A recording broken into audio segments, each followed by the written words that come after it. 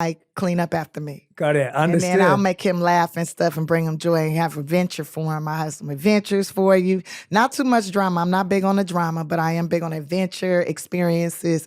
And then I'm messy. Yeah. That's cool. You're allowed to be messy. But I'm not dirty, but it's like, I get it. I get mess. it. Yeah. And I mean, I saw that you said you've been celibate for the past 6 months. Who said that? Is that true? Okay. So is that true? I mean, does kissing count? No, as in that's still celibate. I'm just not. Yeah, okay. I'm not being penetrated. That's for sure. No penetration. Is that an intentional choice? Was that something you were trying to work up to and practice, or? Is it been 6 months though? I guess so. October You're the only person who can tell us. October does make it 6 months. Yeah. Because I just don't want to lay down with nobody, just anybody. You know, I just feel like, dang, I am the prize, and these dudes gotta qualify. Like, and when I think about like my track record of like who I lay down with, it takes like a year or so for me to even warm up. It's a line. Mm-hmm. It's a line of dudes that's, hey, Div, hey. I mean, I love going to free dinners. I'll go on free dinner dates, I mean, not free dinner dates, but like, yeah, it's free for me. So, yeah. But it do cost me money to get, cute and stuff and the gas in the car or whatever. But yeah. I asked because obviously when I lived as a monk, I was celibate for 3 years. So it was like it was a big, big, big commitment in my life. Did it make you feel like, In the beginning, yes. Really? For sure. It was hard. But then... I bet it was hard. As time went on. Oh, Tiffany, only you. It feels easy. I don't know. I've been working out a lot. Yeah. So I feel like I get my sexual frustrations out in the workout. And then, like I said, gadgets. Did it take you a while to raise your standards? Like, where did this qualification, this language, this vocabulary you have right now around dating, was that something that has come with time? Is that something that was always there that got No, it lost? was definitely not always there. Definitely. If you read the book, you know that it was not always there. I just feel like it's certain things that I want for myself, and I want to share the success. And what I've learned is when you're laying down with people that's not really as ambitious as you are, or comfortable in their skin, or confident with who they are, or even just not even necessarily confident, just know who they are, it becomes a problem. And I think when you lay down with somebody, you are sharing your soul, you are sharing a piece of yourself, you're giving a little piece of yourself up. And I think I only got so much soul left, and I don't want to necessarily just give it over to anybody. I don't know if the soul grows. I don't know if you can rejuvenate new soul like you do skin or hair, but it just feels like I don't want to subject myself to it. Also, now once I let you inside my body, I gotta know you, gotta learn you and all this stuff. So scientifically. Mm-hmm. Okay, now we're going to get into the science of it. Drop some research on us. Yeah. So I did my scientific research. I was reading about how, once you let somebody ejaculate in sperm, right? The uterus is very absorbent. So you absorb all of that into your bloodstream, right? So now you attracted to them. So when the Bible says you will only desire your husband, this is part why, because now he's in your blood, bonding with your DNA. And if you get pregnant by this person, it takes 6 months or so for them to get out of your DNA. And if you decide to have a baby or get pregnant by this person, those stem cells from that baby is in you forever. Mm. So they are forever a part of you. Do I forever want to be a part of somebody who's mentally ill? Do I forever want this person to be in my eyeballs, in my brain, in my heart, the stem cells from them and what we could have potentially made? Do I forever want that?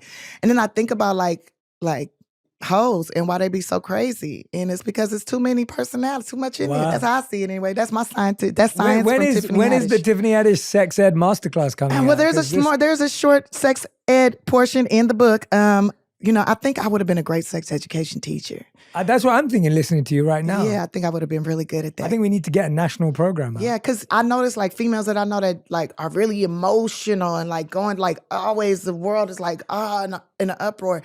And then if you find out how many what's their body count and and especially if it's a high body count, there's a lot of them probably didn't have no condom on. And then you probably absorbed a lot of that stuff. And who's to say they might have been pregnant, didn't realize they were pregnant, and just thought, oh, this is a hard period, but really they might have been having a miscarriage, or it was just a pregnancy that didn't stick, whatever. It's a lot. It's a lot.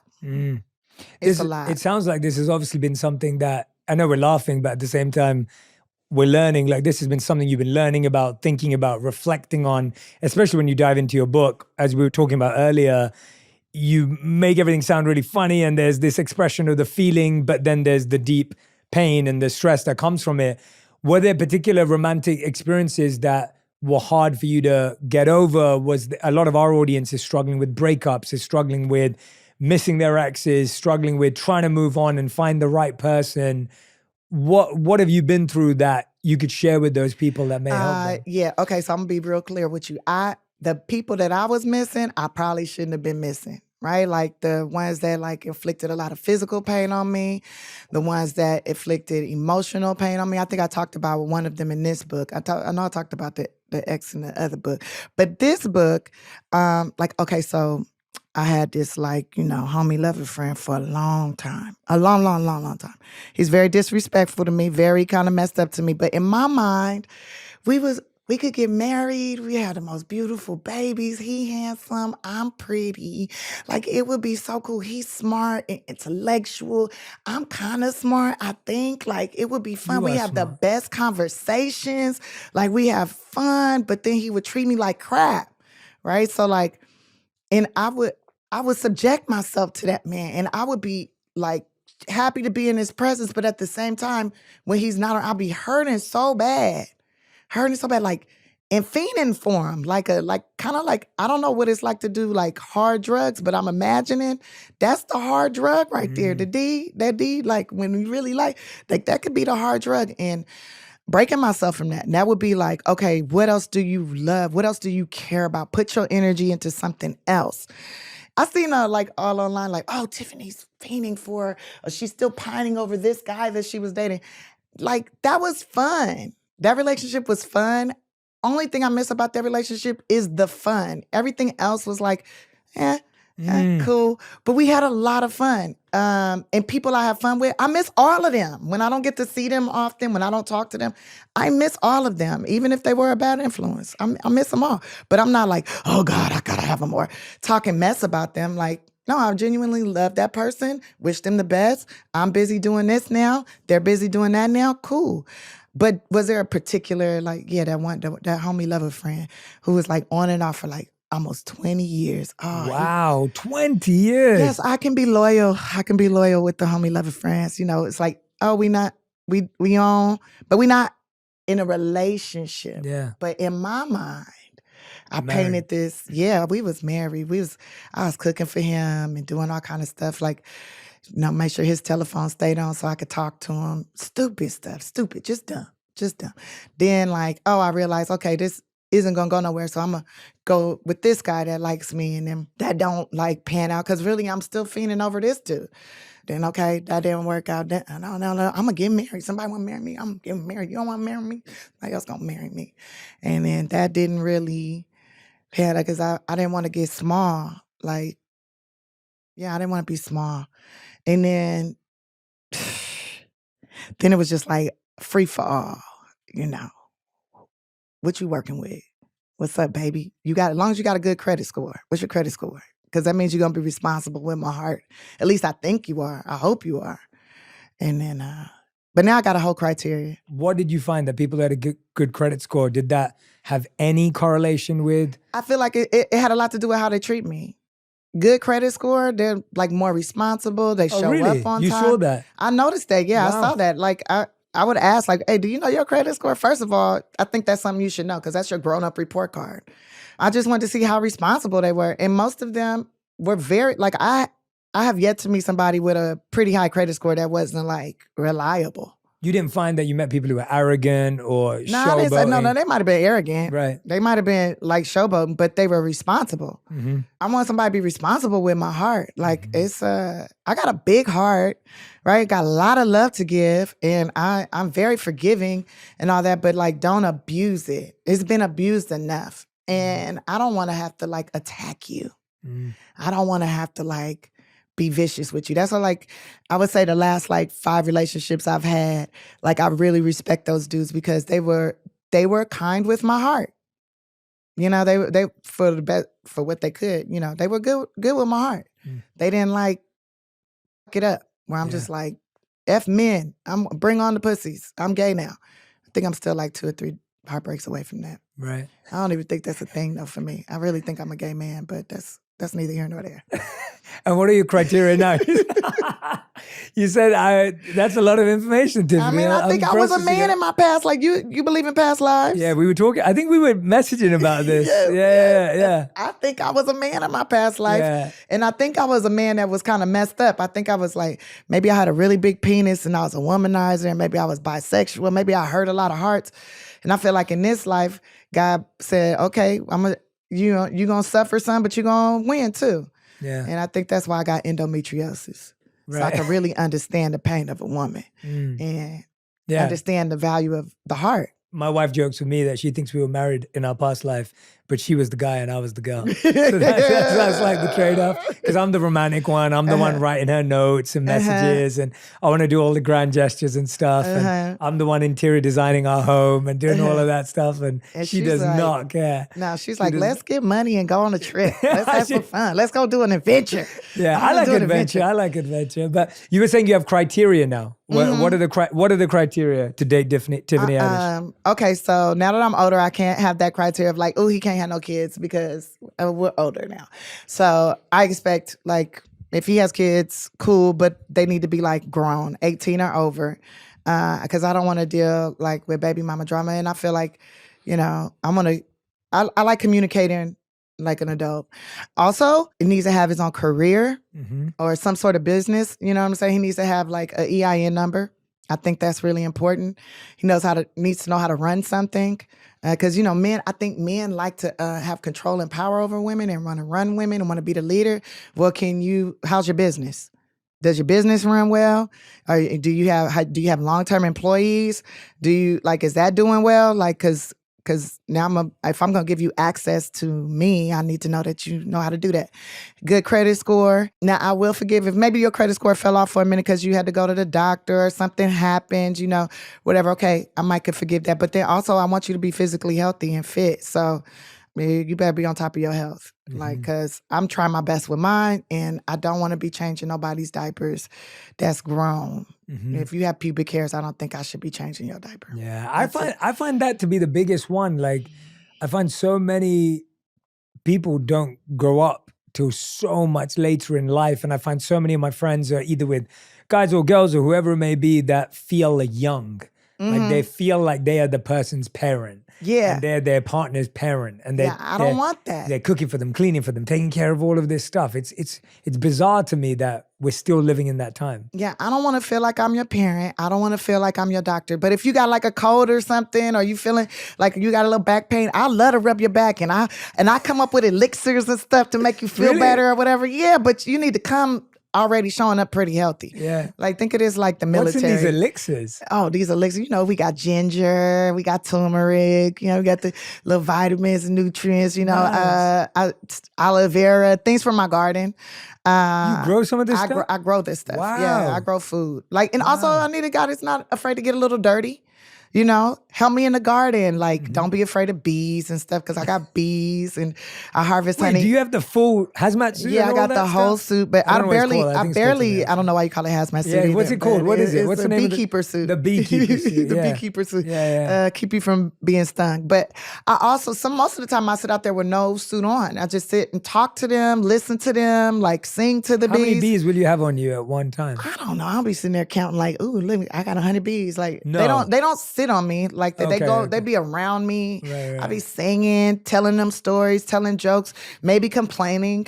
I'm pretty sure my neighbors hear me. So maybe the neighbors feel like I'm like crazy talking to myself or talking on the phone or whatever. I don't know. I sing songs to them all the time. My favorite song is that I know the bees are probably like, why is she singing this song to us? But I like, butterfly, come and here you stand upon my hand. I will not harm you or never need alarm you. I want to see your pretty wings, tiny, dainty, colorful things, orange and yellow, pretty fellow. And I change the colors every time. Wow. I sing that, and then I sing Skinnamarink Dinky Dink to the songs that make me happy. Wow. I sing to them. Mostly when I'm stressed out, I go sit out with the bees. So when you're stressed out, you sing to the bees, Yeah. sit outdoors. Yeah, sit That seems outdoors, to lay help. in the grass next to them. Sometimes I just listen to them and imagine they telling me stories, and I'm just really listening to the hive buzz. And they say that there's the C tone, or there's a tone in the beehive that helps get rid of PTSD. Oh, I didn't know that. Wow. Yeah. That's what they say. When I was doing my research on bees, that was something like that. The noise of a fascinating. hive helps with PTSD. So I like that noise. Wow, that's fascinating. And that you learned while you were getting the bees, or afterwards, or before? And once I got the bees, Yeah. once I got the bees, I learned that. I was like, oh, I'm in a relationship now with thousands. Let's figure this out. How's You're this gonna queen work? bee. There's a queen bee. There's a queen bee.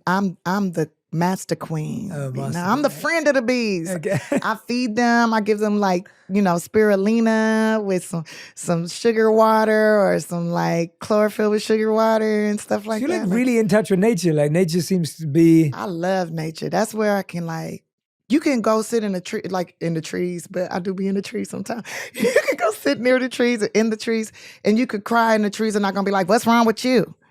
If anything, they'll blow the leaves and rub your shoulder or something, Yeah. Wow. That's in fascinating. my mind, that's what I imagine. Yeah. Okay. I have a very vivid imagination, so And has that always been like that since you were young? always been like that. Always. Did you have an imaginary friend growing up? Yes, I did. I had two. What were their names? Carbolita and Cracker. Cracker was a bird, and I used to be like, Cracker want a Polly, and I would break crackers up on my shoulders and stuff. It was really, the imaginary friends was to make real friends.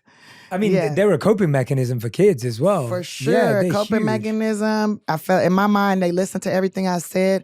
I know exactly what they look like in my mind. I used to really rock them hard in junior high. And we used to be like, Cracker, what's answer number 7? And they'd be like, Tiffany's being racist. And I'm like, no, I'm not. I'm talking to my bird. And Carbolita? Carbolita, yeah, she's like a Puerto Rican mommy. Okay. Yeah. And she What was her role? Her role was to keep people away from me. Yeah, so I'd be like, oh, you can't sit here. Carbolita sitting there. You can't sit right there. Wow. This is her seat. Yeah. Carbolita said that you cute. Yeah. She want to know if you want to share your coffee cake with her. Yeah, so she was that in-between, that go-between, and making who comes close, who stays far. Yeah, and people would laugh. They'd be like, girl, you silly as hell. Yeah. It's fascinating, isn't it? I feel like that whole idea of imaginary friends, it's like, if you thought about that when you were young, you'd laugh at it. But now when you look back, you're like, oh, wait, there was a role that person played that I didn't have someone else play in my life. So I created someone. Mm-hmm. Yeah, I would be like, my sister would be trying to play with me. I'd be like, you can't play. Carbolita says she doing this one. You can't do that one. Carbolita done. Really, I just didn't want my sister to be doing it, but I didn't want to tell her, I don't want you to do it. So I say Carbolita didn't want her. Yeah, wow. But it was really me. Wow. I really didn't want her to. So you told us the best things about being Tiffany Haddish. Tiffany, what are the worst things about being Tiffany Haddish? The worst thing about being Tiffany Haddish is Tiffany Haddish is always under attack, and you got to just let that happen, I guess.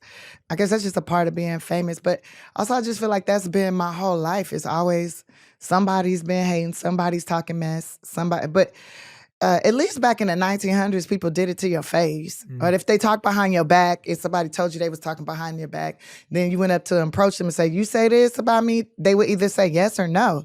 Like there would be you could hold someone accountable for what they were saying. Even if there was a reporter, you could call up to the newspaper and say, I want to talk to this reporter. Why do you say this about me? And then they'll tell you why they said what they said, right? But now it's like, everybody say whatever they want, and they think they can't be touched. But that's why I'm investing in technology.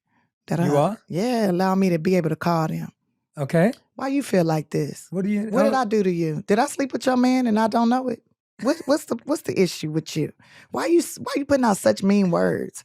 I mean, I think it's so crazy right now with social media because suicide with teenagers right now is with children, all-time high, higher than it's ever been in the history of humans because they can read and they're seeing what people say.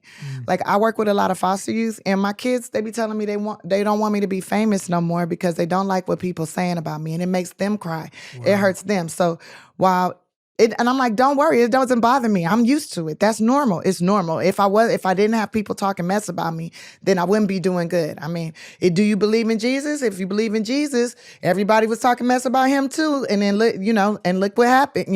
They're like, I don't want you to be assassinated like Jesus. I don't want you to die. Like, I'm not gonna die. Okay, I will die, but I'm not going to die that way. I'm pretty sure, I hope I die during sex, but I'm not going to die in that way, I don't think. But, and I don't know. But like, we can't fester on that, and don't just block that person. Just take those negative words off your thing, like block those words. But I would love to be able to just call these people, because what I've found is the people that be hating, usually they really love me. They study me super hard. They spend hours and hours making videos and like just saying mean stuff and talking but you spend hours of your life studying me. There's some love there. You gotta really care about me to a certain sense. I'm honored, but it sucks because you're not brave enough to say it to my face. That I'll run into them at a party and they'll be like, "Oh, can I get a picture?" And I'm like, "Why? Why do you want a picture with me? You did a horribly mean video about me."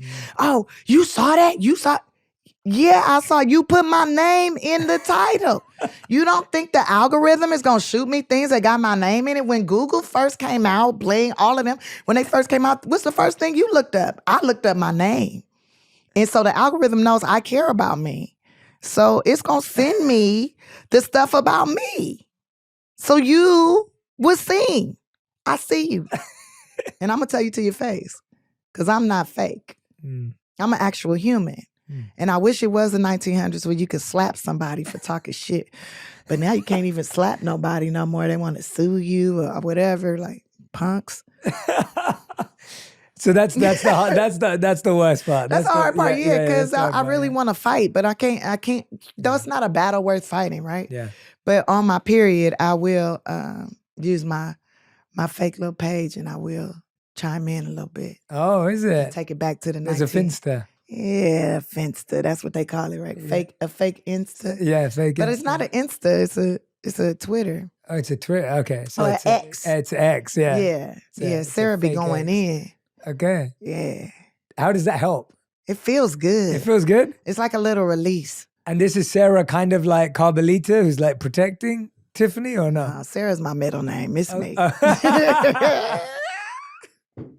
It's me. But I would love to develop like an AI boyfriend that like protects me and like make him look really good and stuff. And he have the, Instagram account, and just like program him to protect me and to like shut down people. And like, yeah. But I found out, I hired a forensic tech guy, and I found out like 75% of the hate I get is bots. It's not even real people. Wow. And the other 25% is people responding to the bots or making videos because of what they read from the bots. Oh my God. It's not even real. A lot of these articles be AI articles, not even real articles. No way. Yeah, it's my name, but that's how powerful my name is. Like at least that's what they make me think. Like, my name is so dope. Like, they want those clicks. They want that, like, I did this like, I got all these clicks now, all these followers, because I talk shit about Tiffany. Like, it's kind of dope.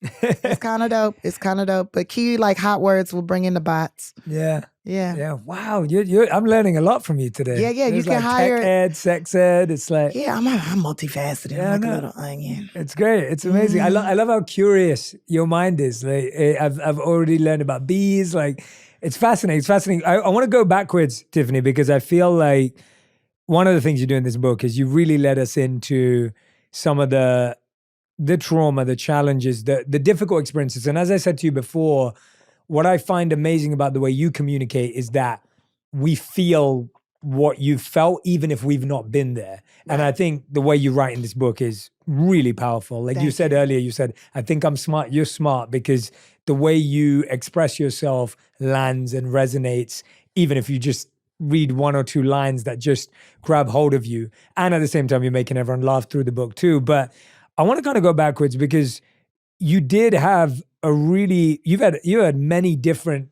challenging, traumatic relationships in your life. I want to start with your mother because she went through something horrific herself, which when I read about that, I was like, I can't even believe what she's had to go through, and then how it impact on you. I was going to ask you, has that relationship ever had an opportunity to heal or improve? Like, It's getting is it better, even possible? Yeah. better and better every day, better and better every day, because I have a better understanding.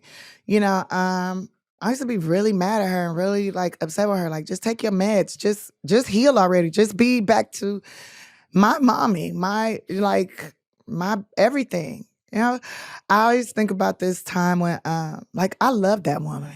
I like really, really, really love that woman. Like immensely. Like that's my first love. This woman fed me, clothed me, taught me. I love this woman. And it's like she came back from that accident, somebody else.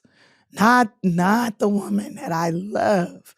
But that's her meat suit. That's her body. But that's not my mommy. And I get glimpses of her, and as time has gone by, and you know, I've used my money to like get her the best of the best and get her healthy and get her on track and get my sister the education. My sister's helping me. Like we help each other.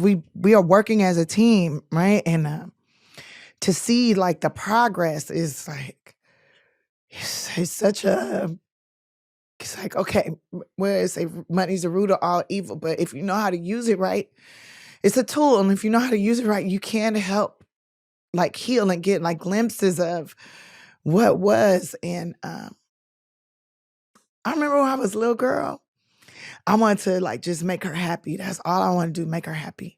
And she would work these graveyard hours at the post office. And I was like 3. And I wanted to make her eggs because she would come in and make me eggs, right?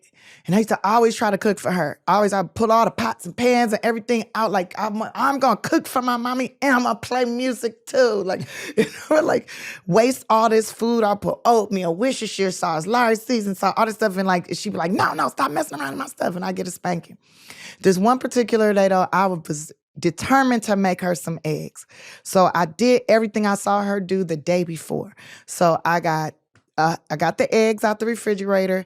I did all the eggs. I didn't take the shells off of them, put all the eggs in this Tupperware bowl. I stirred it all up. I put pepper, I put garlic salt, I put Larry seasoning salt, stirred them all up.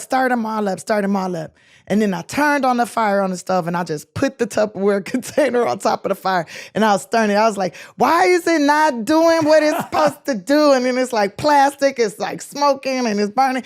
And my mom comes in there and she had just got off work, right? So she's in the bathroom, whatever. My mom comes in, what are you doing? Oh my goodness. She gives me a whooping. She turns off the fire, cleans her, gives me a spanking, says, you're not supposed to do this.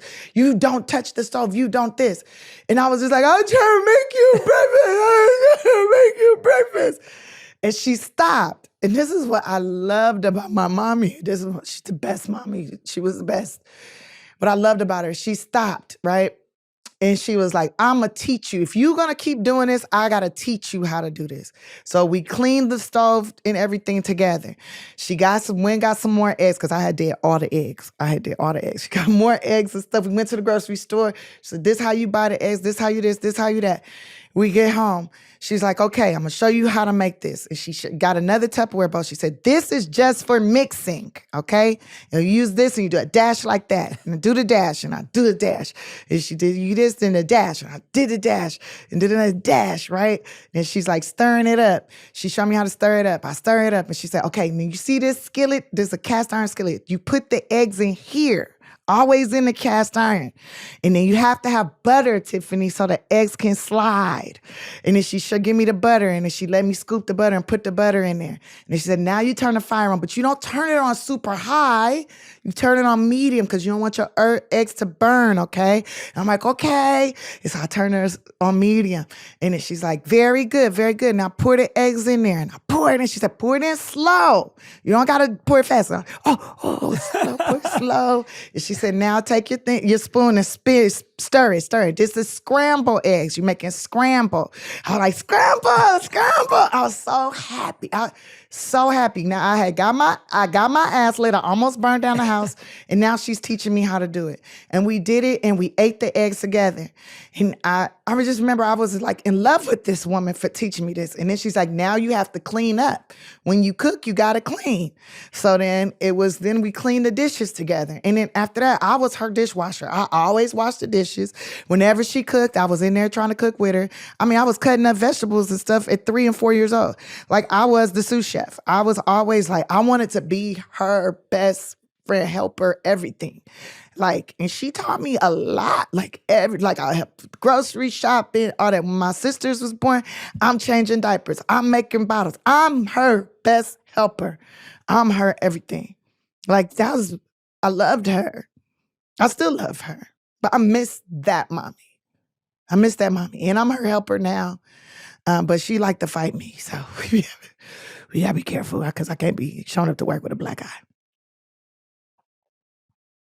Because she different now.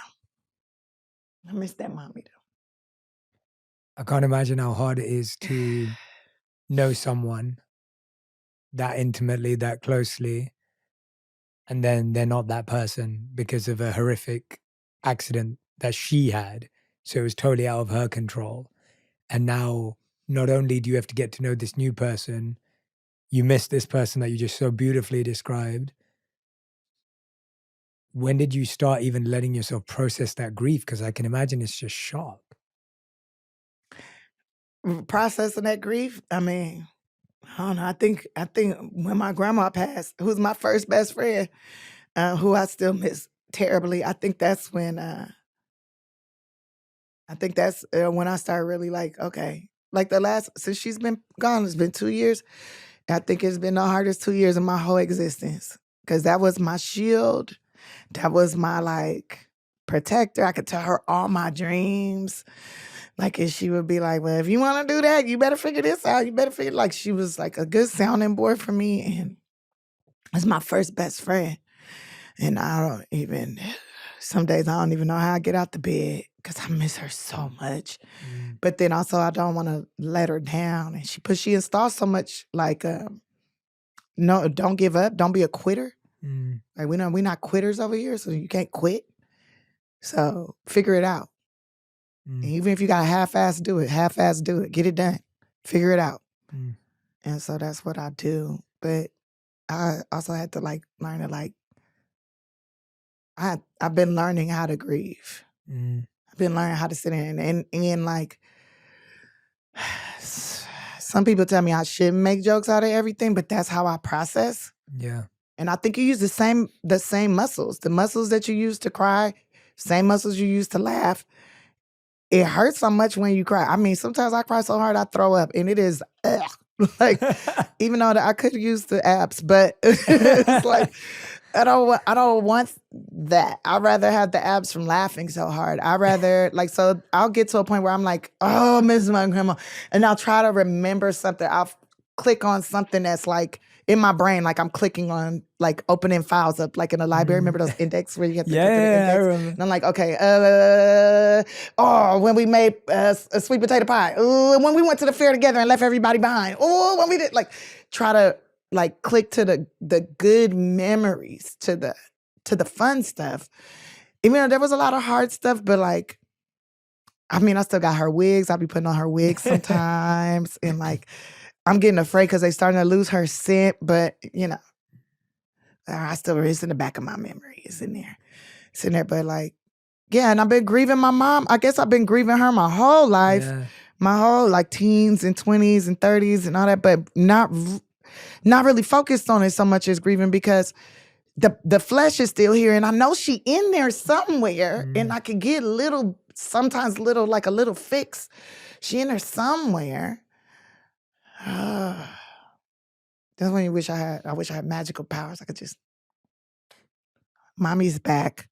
Oh my God. That would be crazy though, because she was super thirsty for knowledge too. She calls me sometimes. We got her a cell phone and she been using it, but she keep on trying to buy stuff. So we gotta be careful, like don't put no credit card on it, don't assign it to nothing, because she been want to buy stuff. And she called me and say, I need to go to college. I'm trying to go to college. I need to go get certified in culinary arts.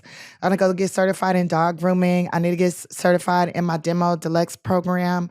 I'm like, Demo Deluxe? She's like, yes, food samples and marketing in grocery stores. I was like, well, I'm building a grocery store. So then you could just, do demos in the grocery store. You don't got to get certified. I got you. She's like, no, but I need to go to college. I need to go to school. Okay, I have to go to school. And I'm like, okay, Wow. mama. But like, and that makes me excited that she wants to learn, Yeah. that she wants to go to school. But then I'm like concerned, do I let her go to school? Do I send her to this community college where she potentially might have an episode and fight somebody? Or she might disturb the class, start talking, or she starts seeing things and starts screaming at them? Or, like, do I allow this? And like, what if we give her too much medication and she like falls asleep in the class and she starts snoring super loud and they put her out and then we can't find her? And do I hire a nurse to go to school with her? Do I like, okay, you trying to go to school? Then you got to go to school with my mama and y'all take the same classes? Like, do I pay for somebody else's school to go to school with my mom and protect my mom and make sure she don't eat too much candy and make sure she don't eat no junk food and stuff? Like, because that when she eats junk food or processed foods, that sends her over the edge and now she's like in another dimension. And am I blocking my mama from these dimensions? Because maybe her being in those other dimensions is really good material and I need to be sitting with her when she talking to these people that I don't see. And maybe that's like something I could use for a movie or something. I don't know. And maybe God gave her this like brain injury to see over there. And maybe she really protected me and I don't even know it. I'm blocking my protection because I feel like my grandma was my shield and my protection, but now that's gone. And I don't have the protector no more. So I got to figure out who's protecting me. Right now it's just me. And my prayers. And I think my sister's definitely, we work well together. So. And your faith? Oh, my faith is definitely protected. Yeah, that's why I'm saying my prayers. Yeah. Like, I mean, God is like, that's my dad. I lost my actual biological, physical father, but I feel like God's been my dad all this time. I've always believed in God, always had a relationship. Been very mad at him a lot, but it is what it is. Yeah. I still love him very much. Yeah. I mean, as I'm listening to you, it's so challenging to think that you have someone in front of you, but you know that the person you love is inside of them. And like you said, you get the glimpses, but then at the same time, like you said, it can get abusive, it can be violent, it can, because of the brain injury. And then when you look at your relationship with your father, and you go to in depth in the book, and I want people to read the book, but I believe your father left when you were like 3 or 4. Yeah. And you always had this fixation of wanting to reconnect with him. And you talk about in the book how like, any back of the head you see that look like your father, it's like you're like Daddy?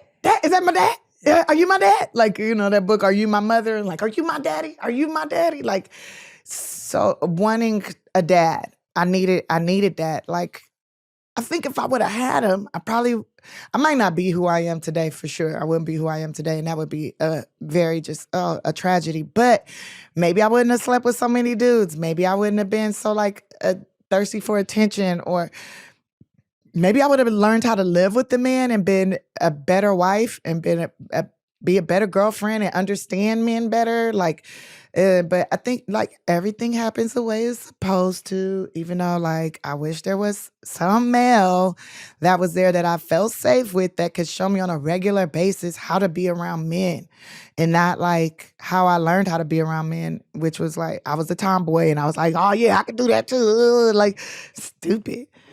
No, I told you were figuring it out. You were figuring it out. I was figuring it out, but dang, but how much time would I have saved, And my dad probably would have felt so much less guilt had he been around, but my mom was threatening to put him in jail, get him deported or whatever. So I get it. He didn't want to go back to no war. I get it. Yeah, but you were able to reconnect with him. Yeah. From when you read about that, you're like, wow, like because you'd think most people would have resentment and bitterness and have this like angst against this person, but actually you were just like, this is amazing. Yeah, well, see, I wanted to have that. I thought that's what I would have. I thought I would kick him in the balls and be like, why'd you even have sex with my mama and make me and leave me behind? Like, I thought I would be like so mean to him and mad with him.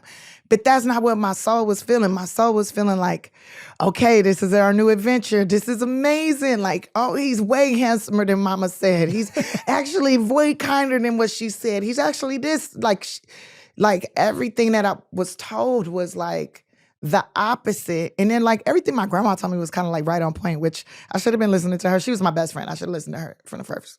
But, the love of my life is telling me these things. So I'm believing what she said. And like, to be in his presence was like the little girl, the 3-year-old in me was so happy. And I was kind of upset that I was too big for him to pick up. Like I wanted him to pick me up and hold me and put me on his hip. And I still kind of got this fixation with that, where I kind of would like to start a service where like retired basketball players can hold you like a baby. That's amazing. Like you pay them like $300 an hour and they just hold you like a baby and tell you it's gonna be okay and pat you on the back and burp you. Why does nobody burps you anymore? I want somebody to burp me. That's hilarious. I've just got this vision of like Shaq. Like, I asked Shaq. Shaq said, "Girl, you crazy? You so damn you silly." actually asked him? Yeah, I asked him. He was like, "Girl, you silly." Wait, You what hilarious." did you ask him? I said, "Would you hold me like a baby and like then burp me?" And he was like, "Girl, you crazy? You so damn silly." And I was like, Have you asked any other players? I have mentioned it and they just laugh. I think they think I'm joking, but I'm dead serious. I don't even laugh when I say it. I'm like, would you hold me like a baby and then like put me over your shoulder and burp me and then like maybe hold me on your hip like this and just tell me it's gonna be okay, that everything gonna be all right. Would you do that for me? And they be like, you crazy, girl. You so stupid. Girl, you stupid as hell, girl. You hear Tiffany? She's a damn comedian. This is a comedian right here. Girl. It's a real request though. Like, I can hear what you're saying. Like we all want this feeling of being embraced and being like, just feeling like nothing else matters and that everything's taken care of and there's a safety that we're all craving, even if that's... Like when I see my mom now, like I see her all the time, but it's like I could tell when my cycle coming right before it comes because I see her and I just want her to hold me.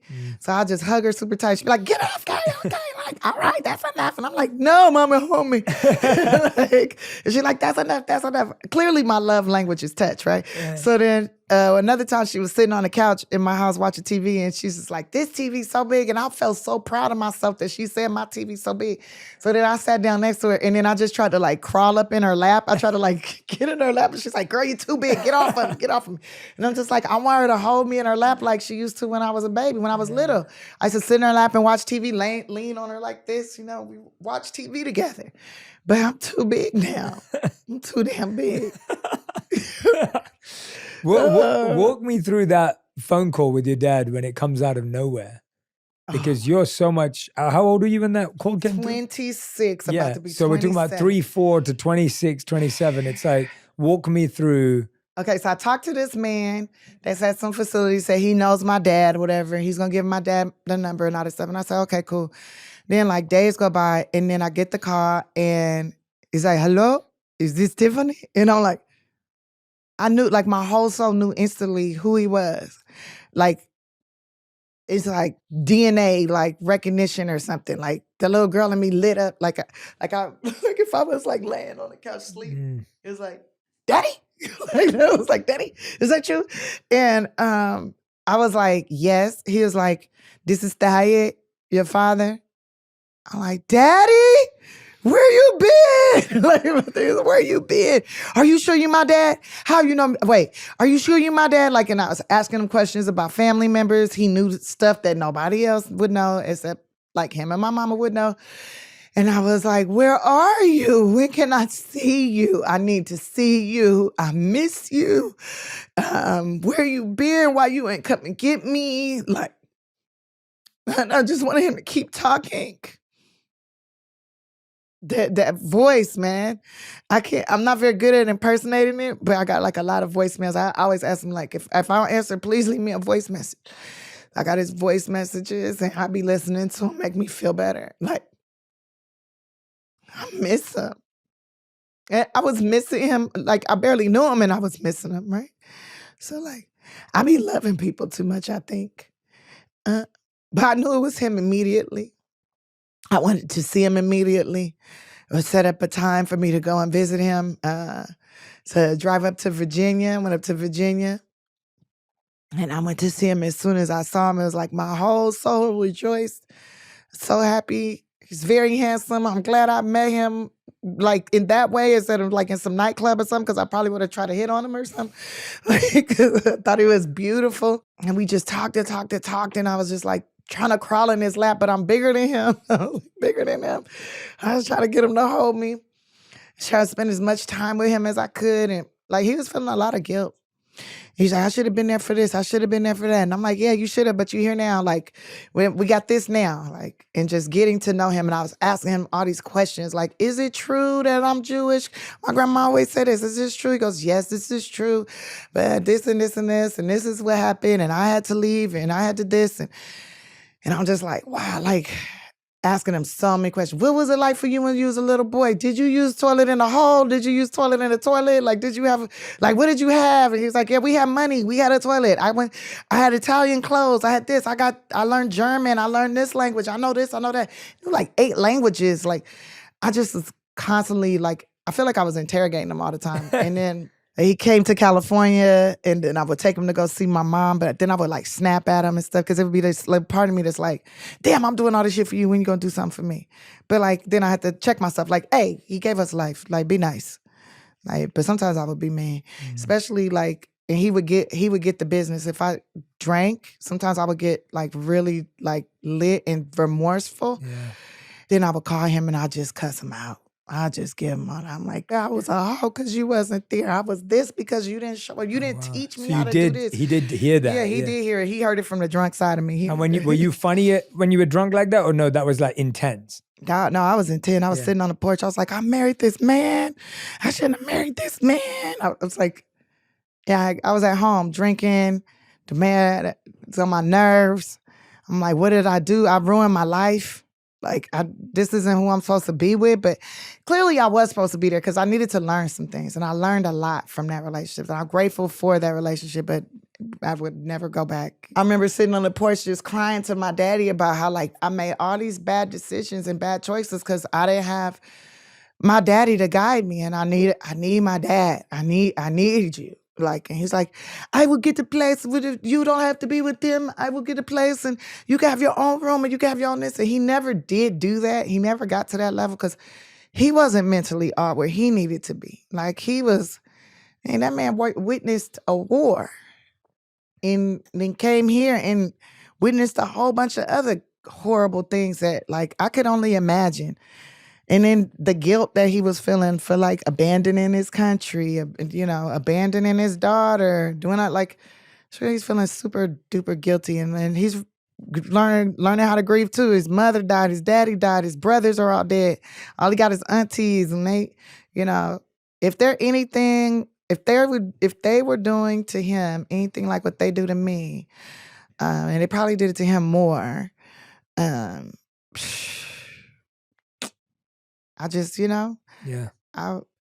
pray for him. I pray for his soul. I feel like, oh man, it's gotta feel horrible. He probably felt like shit on a daily basis. So and then the next day I apologized so tough to him for going off on him like that. And I'm like, I should have never did that. He's like, no, it's okay. My friends always like, well, how is your daughter so nice to you? And you didn't even raise her. I raised my daughters and my daughter's so mean to me and evil to me. And your daughter's nice and kind to you and loves you. Like my daughter, maybe I shouldn't have been there for my daughter. Maybe she would be nice to me because my daughter's mean to me. And then when I was mean to him, he's like telling all his friends, she finally was mean to me. She cussed me out. She was mean to me.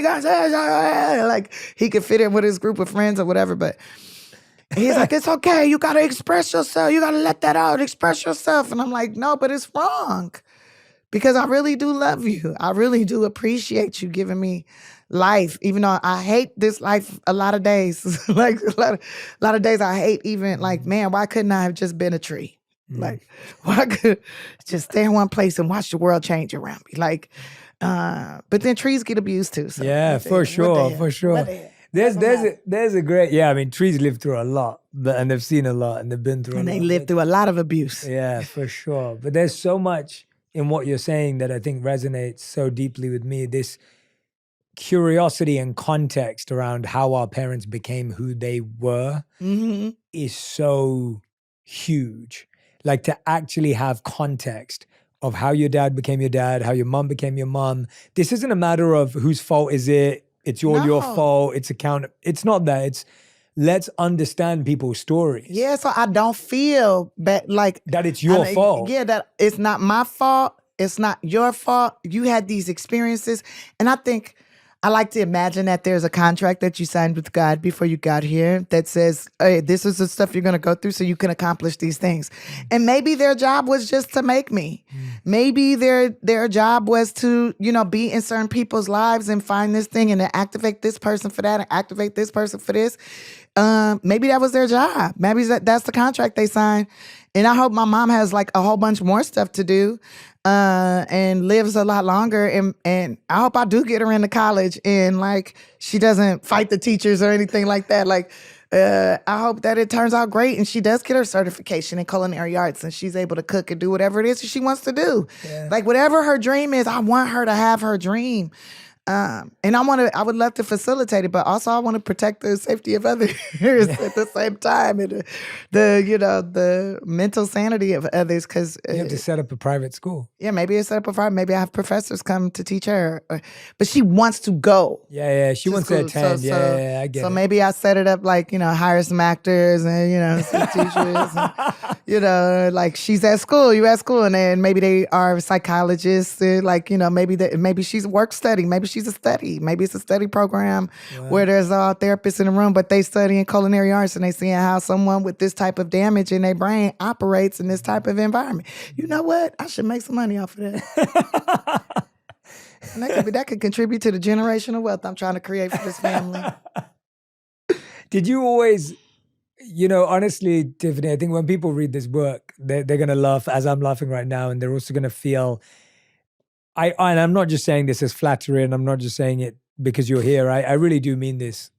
It's very rare to meet someone who's been through as much as you have and hear it in a processed, thoughtful way. Yes, it's hilarious, but it's also processed. What else apart from comedy was your therapy? Like what else has been part of this healing journey to help process? Actual therapy. We're ordered therapy.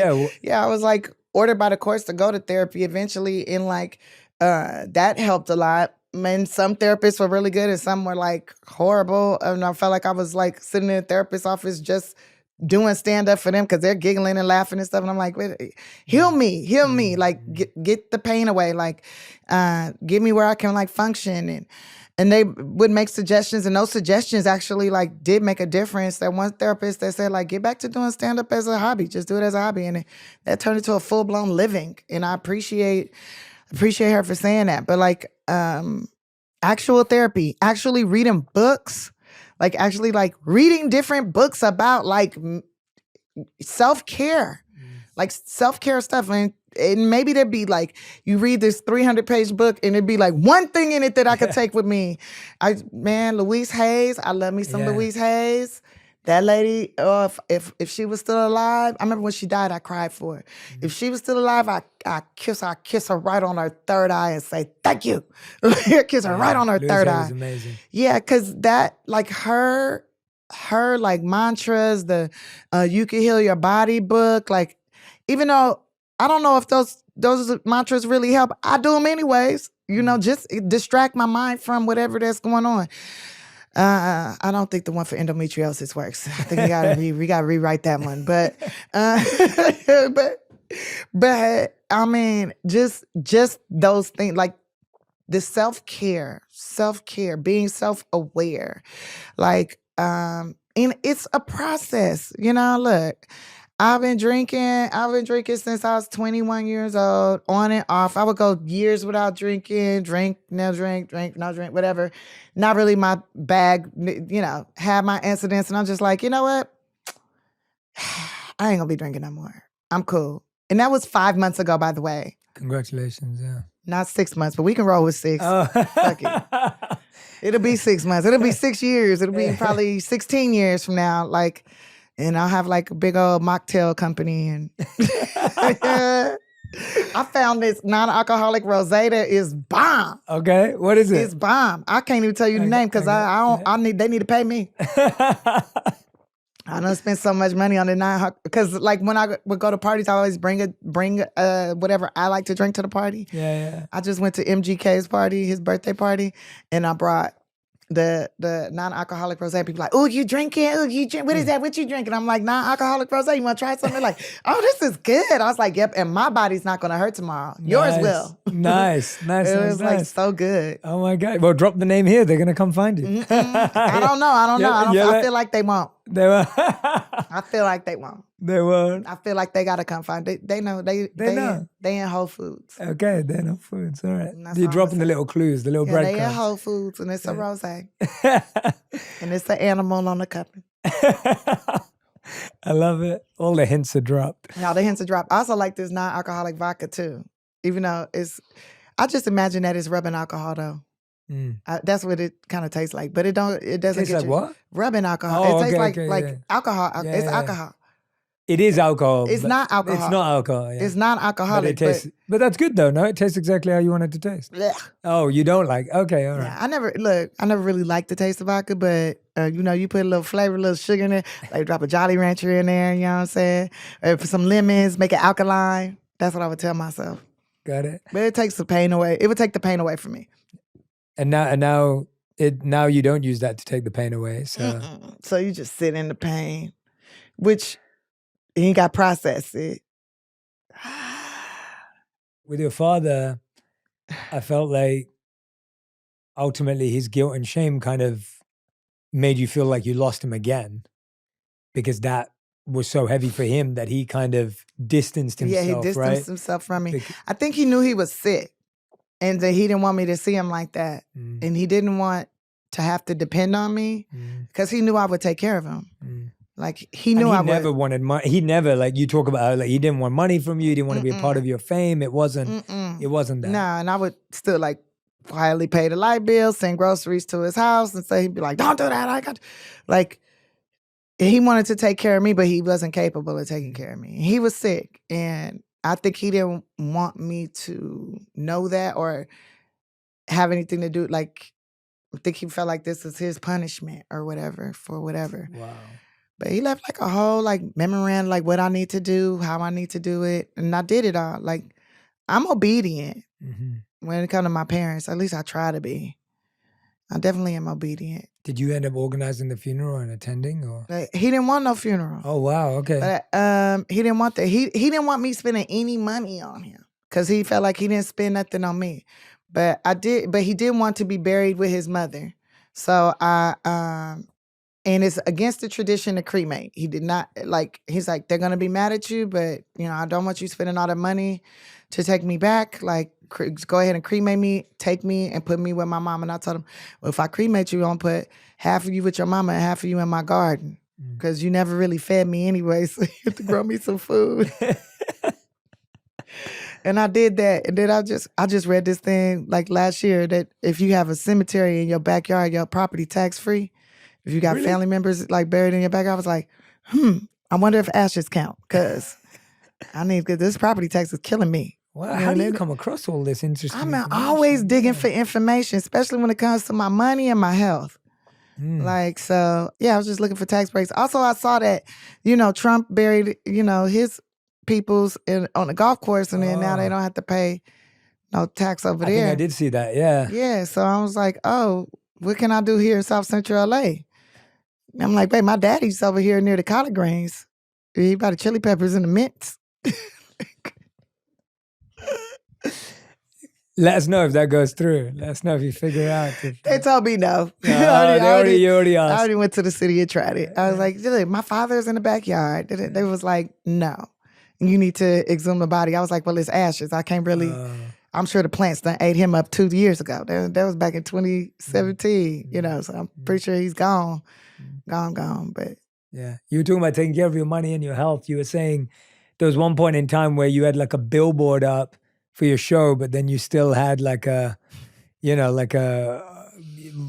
Obama phone, I think you called it. Like this idea of like you've always tried to figure that out. Even now, like at one point you lived homeless when you were growing up in your teens and like living in a car, but now you still live in the area you grew up in. Yeah. And that's to inspire others to see what's possible and see that you can still move, because usually people make it and then they leave. Right. But you really felt that was important. Yeah, I felt this important to stay. Also, I like it over there. I feel safe over there. And I want to be where I'm wanted. I don't want to be where I'm tolerated. I want to be where I'm wanted. So it's staying in the hood. I just feel like I'm a great example to these other kids. Like, look, Tiffany couldn't read that good. Tiffany couldn't read at all for a minute. Tiffany couldn't this, Tiffany couldn't that. And look where she at. She on a billboard right on the corner from the house. She on that house right there and like 3 other houses on this street. She also doing this, she doing that. Like, she doing stuff in a community. Like, I'm a firm believer of like, oh, if my community is like messed up, I don't have to leave my community.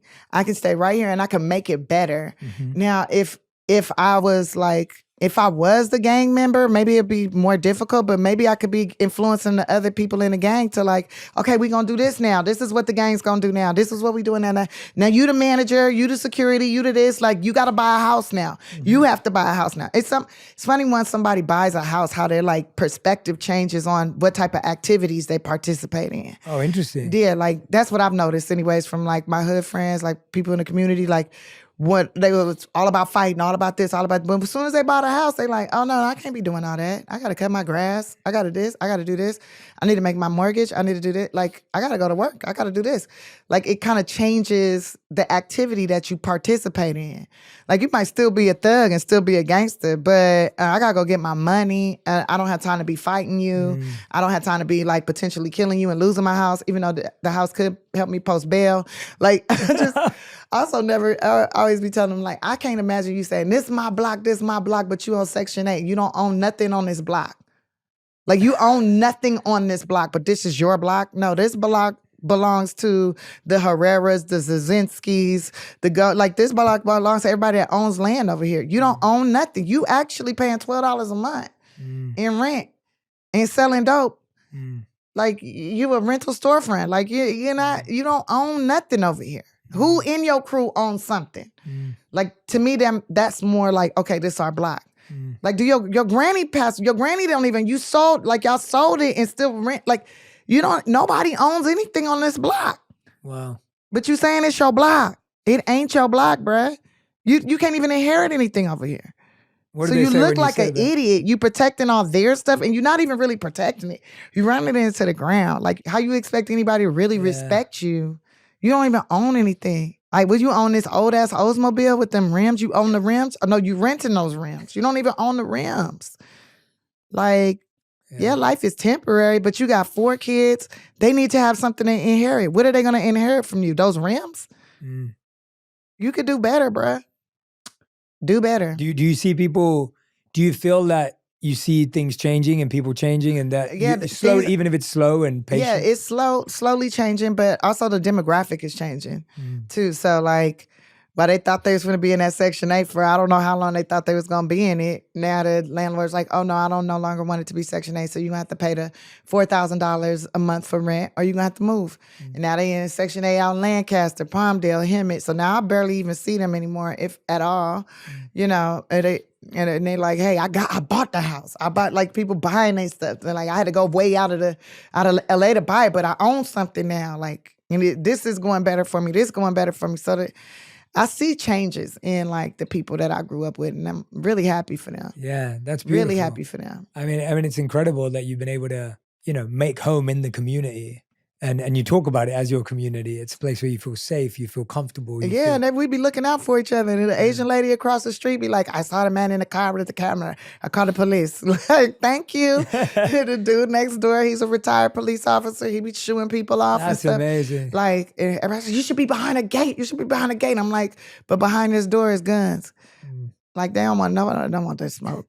Like, don't come up in here. And I might make you clean my room up, so...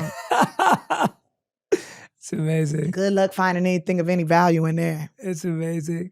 Tiffany, you've had such a, genuinely, we've been talking about your personal life so much. You've had such an amazing professional journey as well. When you're talking about your imagination and even your solutions for wanting a basketball player to hold you and make you feel like a baby, or, just the way your imagination works to solve things. Like, what is your imagination saying about creative, artistic, expressive projects? Like, where do you, not what's next, because I don't find that question interesting, but in the sense of like, where do you let your imagination run free, and how do you allow it to do that so that you can explore this amazing world you have inside your head? Yes, Tiffany Land. Yeah. I wish could be an amusement park. Black Unicorn Island. Yeah, Black Unicorn Island. Yes. Okay, that's the next book. Okay, so, well, it's been running. So, like, with music, I love creating music. Like I said, I like singing to the bees. I like singing. I've been preparing, like, I got a band. And so I've always been kind of in love with, like, the 40s, the 30s, the 20s, that jazzy era, the 50s, and singing in a supper club and doing that. So I just performed at Vibrato Oh, wow. last month, and it was like super dope. It was so much fun. No, that was this month actually. It was super fun, and like I had this like classic dress on and singing these songs. Now I am not the best singer, but you know what? If Bob Dylan can make a career out of it, I could too. That's how I feel about it. Like it's not about how well you sing, it's about how entertaining you are. Like how do you make them feel? It's all about that's what entertainment is. It's like, well, you contain these people and you make them feel a certain type of way. And is it a feeling that they want to walk away and say, hey, I want other people to feel that too. That was kind of great. That was amazing. Or that was an experience, right?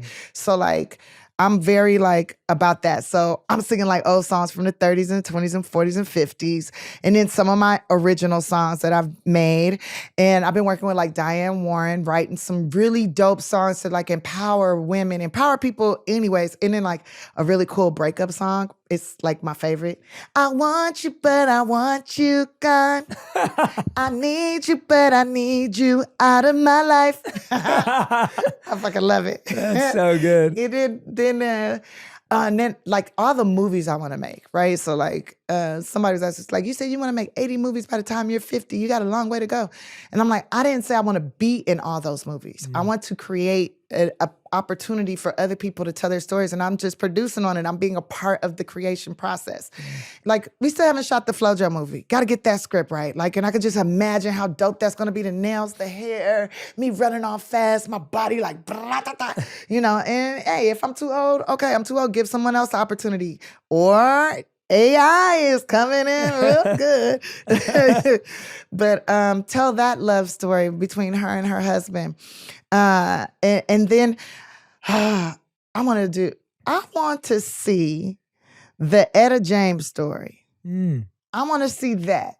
Like, cause she grew up in foster care like me. She been through the ringer, had to perform as a kid and all the different homes she was in. Like, I want to see that story. Also, I want to do some kind of like a documentary or something about like all these successful women. I have never met one successful woman that has not been through shit. Like any woman that I have ever met or heard of that's successful has like been beat up in some kind of way, physically, emotionally, mentally, something. Been beat up some kind of way and bounced back and like stood strong, 10 toes down. I'm gonna make this happen, and it happens, right? And I want to do something about that because I think right now too, like there's so many young girls that I've talked to that seem to feel hopeless, feel like, you know, what's the point? Like, no, like nobody cares about me. And it's like, there are people that care about you. You just can't see them right now. You haven't met them yet. Or you have met them and you just don't know how to identify what care is. So something about that. I wanted to do Who Framed Roger Rabbit too. I feel like, oh, that would be so good. And I want to be the detective and Jessica Rabbit.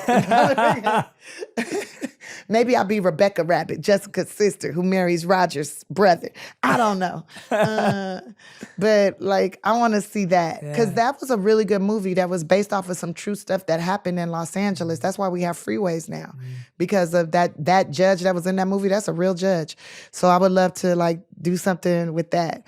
I have so many ideas. I love it. I love it. Animation. Yeah. I want to open this grocery store. I could see it in my mind's eye. It's like I'm shopping in it every day.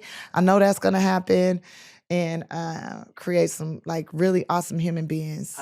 I love how there's no limits to creativity. And I think we're now living in a time in the world where people can be multi-hyphenates. And what you just said, I think a lot of the time we've been like, oh, you have to be talented, you have to be this. And what we've realized is who can make people feel something in any sort of way. And we resonate with that. We all connect with it. And I think if anyone who's listening and watching and wants to do something, thinks, oh, I wish I started 10 years ago. I wish I started when I was younger. Oh, I didn't get that.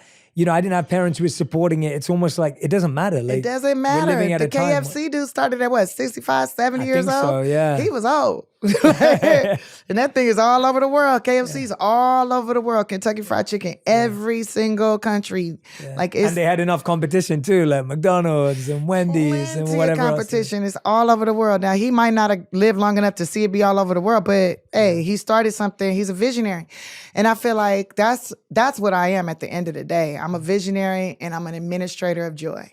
That's all I am. And some people hate that. And that's okay. That's because you don't know how to process joy. You got a lot of hurt in your heart. Got a lot of hurt. And you need to figure out how to process that. And if you want to learn, I'm down to show you a little bit. I can't, I'm still processing my hurt. But if you get this book, I curse you with joy. I curse you with joy. It might help you some. It might help you some. And maybe your breath won't stink so bad. I think people with a lot of hate in their heart got bad breath. Oh, that's an interesting hypothesis. Wow, that's interesting. I'm gonna start testing that out. Yeah, just do my research. I don't. It's funny, like people that talk really poorly and negative about other people, they breath usually stink. That's fascinating. If you think about it, do you ever sit around people that just talk negative all the time? I don't usually. So, you don't, but like you could be at a party or something, and they just like, oh, did you know the bitch did this? And you be like, breath is horrible. They are dying on the inside. Or you ever been in a car with somebody and they don't stop talking and the whole car smell like their breath? It's just atrocious. I've been and then everything, when you start to realize everything they saying is negative, it's not even anything positive. It's a lot of hate in their heart. Or they need a dentist because that tooth is dead. There's that tooth is hating the rest of their body, and they could end up having a heart attack from that. Did you know most heart attacks come from bad teeth? I did not. That's not. Is that true? No, that's not true. I think so. That's what I think so. Because now start believing all your research. If you start making claims to the Dentist Association loves me for this. But just think about this. Think about this. Every person that you know that's had a heart attack, okay? Was it teeth nice? I'll have to look into it. Think about it. Bad teeth, bad heart. Tiffany, tell me what little Tiffany, if little T looked at you now, what would she be proud of? Little T would be proud that we own so many homes. Little T would be proud that we housing so many foster kids. Little T would be proud that we lived out our dreams of being like on Arsenio Hall's show. And although we didn't get pregnant by Arsenio or anything, still happy that that's a friend that we could call on for advice. Little T would be really happy. Oh, Little T would be so happy about the car that we have now, even though it's so hoopty right now because somebody hit my other car. Little T is happy that I got that car because it's like a transformer when the hood go down, even though it's old and raggedy. She loves that car. Little T would be super happy about the fact that we have enough money that we never have to be hungry again. Never hungry and never homeless again. Never. No matter what. Little T would be happy that we made enough friends that if something was to happen, it would be okay. It would be okay that we might not have our own home, but we would have a place to stay. And Little T would be very proud that we didn't go to prison. But Little T is confident that if we went to prison, we would be like doing just fine in there. Because we was definitely thinking of ways that could have ended us up in prison. Yeah. Thinking of some really crazy stuff. And she would be proud that we can give jobs, that like I'm capable of creating jobs, and that every time I say yes to a job, that's 200 or 300 people that get to work immediately, and thousands that get to work once it comes out, and Little T would be like, she would be disappointed that, we got a DUI, but even more proud that if you Google Black women with a DUI, only I pop up. And Glorilla. What would Little T and Josephine Baker? At first, before Glorilla got hers, it was just me and Josephine Baker. Wow. Look, Google famous Black women with a DUI. See what come up. Wow. What would Little T look at you now and feel like? She'd be like, you are international. We international. They talked about it on the Korean news. The news in Africa. It's international. You are world famous. She'd be so proud. What would she wish that you did? What would she wish, if there was anything that she was like, I wish we could get back to that. I wish we could do more of that. I wish there was, I wish we still did that. There's something gymnastics. Cool. And the rhythmic dance. Cool. I think she wishes that I know she does wish we could have went to the Olympics. and been a rhythmic dancer and stuck to that. Still possible. She's disappointed in me that my splits are not all the way to the ground anymore. They used to be? They used to be to the ground. Used to be coochie to the floor. Not no more. No more. Not no more. She's very disappointed. Still possible though. It's possible. It's possible. Yeah. With proper training and discipline, this can be done. It can But be done. she is disappointed also that we didn't become hula dancers.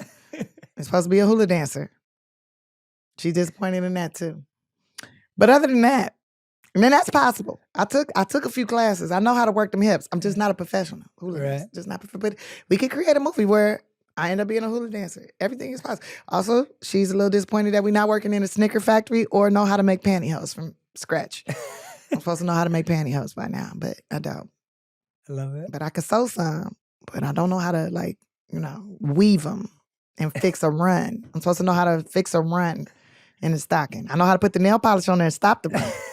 Hit it with the hairspray, stop the run. But I'm supposed to know how to weave nylon and stop it. That's what I'm supposed to know how to do. It's not too late to learn. It's not too late. I keep telling Lil T, it ain't too late. It's not too late. We never know. But she is proud that I did make my own beef jerky, even though we supposed to work in a beef jerky factory. But I know how to make beef jerky. So she's proud of that. We got a food dehydrator. And I talk about we is in me and Lil T. She's still alive. Of course. And she still be talking mess. I love it. Tiffany, you are set. Who's up on the, did you Google it? It is only you. You are the only person that comes up. Legendary. Did you hear that? We just checked it. Verified. I'm just saying that some people be like, that's you. You should be ashamed of that. But I know a lot of other famous black women who have DUIs, but nobody knows. Ah, interesting. Because nobody cares. They care about me. That's how I look at it. Now, that might be a horrible thing.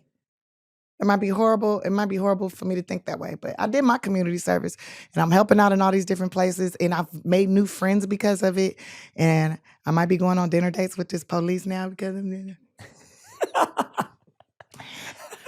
Everything happens for a reason. Keep us updated on that. Everything happens for a reason. Yeah. If I get married in Beverly Hills, you know why. Everything happens for a reason. But that allowed me to know that Lil T is like, yo, it's a lot of people that care about us. Because if didn't nobody care about you, nobody would write about it. They wouldn't make videos about it. They wouldn't be like, oh gosh, she's having a breakdown, whatever. Like, they wouldn't be talking about it. Like, I'm white girl famous. They talking about it in